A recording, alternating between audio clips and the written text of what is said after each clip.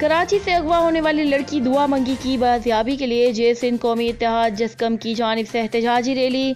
खैरपुर जे सिंध कौमी महाज जस्कम की जानिब से कराची के इलाके डिफेंस से अगवा होने वाली लड़की दुआ मंगी की बाजियाबी के लिए रैली का इनेकाद। रैली जादूशाह मोड़ से प्रेस क्लब खैरपुर पर इख्तिताम पजीर हुई। रैली की क़यादत खुरम महसर, मीर खान, सुहाग, नदीम शेख कर रहे थे। इस मौके पर मुकर्ररीन ने खिताब करते हुए कहा कि सिंध की बेटी दुआ मंगी का अगवा हुआ है। सिंध हुकूमत और पुलिस दुआ मंगी को बाजियाब कराने में मुकम्मल तौर पर नाकाम हो चुकी है। सिंध के हुक्मरान ख्वाब गफलत की नींद सो रहे। मुजाहिरीन ने सिंध हुकूमत से मुतालबा किया दुआ मंगी को जल्द अज जल्द बाजियाब कराया जाए। दीगर सूरत में एहतजाज का दायरा कार पूरे सिंध तक बढ़ाया जाएगा। City reporter Abid Ali, Khairpur.